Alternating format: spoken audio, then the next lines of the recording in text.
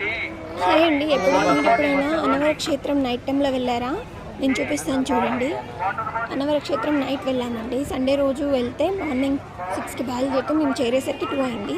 And అక్కడ చాలా traffic ఉంది, హెవీ రష్ ఉన్నారు, జనాలు చాలామంది ఉన్నారు. చూడండి అక్కడ అందరు నైట్ పడుకున్నారనమాట. చాలా జనాలు ఉన్నారు. ఎలా అని అనుకున్నాము. రూమ్స్ కూడా దొరకవని చెప్పారు. కాకపోతే ఒకసారి కనుక్కుందామని చెప్పి సిఆర్ఓ ఆఫీస్కి వెళ్ళాము. ఎక్కడ ఏ గుడి దగ్గర అయినా అండి మీరు ఫస్ట్ అక్కడ సిఆర్ఓ ఆఫీసెస్ లాంటివి ఉంటాయన్నమాట. గుడికి సంబంధించిన రూమ్స్ ఉన్నాయా లేవో ఒకసారి తెలుసుకోండి. జనరల్గా ప్రైవేట్ ప్రాపర్టీస్ ఉంటేనేమో మనం అక్కడ రూమ్స్ తీసుకోవచ్చు, కానీ ప్రైవేట్ ప్రాపర్టీస్ లేని దగ్గర మాత్రం ఇబ్బంది అవుతుంది. So first of all CRO office లాంటి ప్లేసెస్లో కనుక్కోండి. అలా మేము అక్కడ ట్రై చేస్తే మాకు రూమ్ దొరికిందండి. నెక్స్ట్ ఫ్రెష్ అప్ అయిపోయి ఈవినింగ్ 5 వరకు అక్కడ వ్రతాలు జరుగుతాయండి. సత్యనారాయణ స్వామి వ్రతం 5 వరకు జరుగుతుంది. సో మేము లాస్ట్ స్లాట్కి 5 o'clock అప్పుడు చేసామన్నమాట. చేశాక అక్కడ నుంచి రావి చెట్టు దగ్గరకు వచ్చాము. బయటికి వెళ్ళాక అక్కడ దీపాలు ముట్టించాము. చూడండి అవి ముట్టించాం కదా.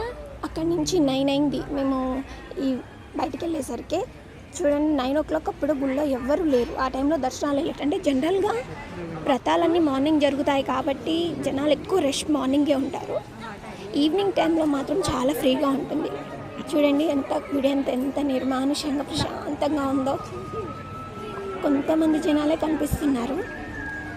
ఇక్కడ రావి చెట్టు దగ్గర దీపాలు ముట్టిస్తారు. ఎవరైనా కార్తీక మాసంలో రావి చెట్టు దగ్గర లేదా వేప చెట్టు దగ్గర, జమ్మి చెట్టు దగ్గర ఇలా దీపాలు ముట్టిస్తారనమాట.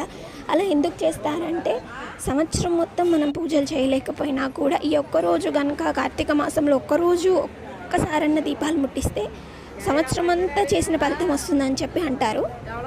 ఎప్పుడైనా సరే మీరు ఇలా దీపాలు ముట్టియాలనుకున్నప్పుడు మీ ఇంటి నుంచే ప్రిపేర్ చేసి పట్టుకొచ్చుకోండి. ఎందుకంటే అక్కడ తీసుకోవడం అంటే చాలా కాస్ట్లీ అవుతుంది. సో ప్రిపేర్ చేసుకొని మీ ఇంటి దగ్గర నుంచి తెచ్చుకొని ముట్టించండి.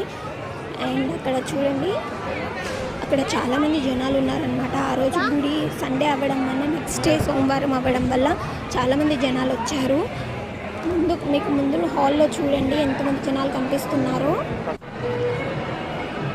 ఎంత రష్ ఉన్నా సరే నెక్స్ట్ డేకి వెళ్ళా మళ్ళీ ఈవినింగ్కి వెళ్ళి ఎవరింటికి వాళ్ళు వెళ్ళిపోతారండి. కాకపోతే అక్కడ క్షేత్రంలో పడుకోవాలి అని చెప్పి ఒక నిద్ర చేయడం కోసం అందరూ అక్కడ నిద్ర చేస్తున్నారు. చూడండి చాలామంది జనాలు ఉన్నారు. నెక్స్ట్ అక్కడ చాలా ముట్టిస్తూ ఉంటారనమాట.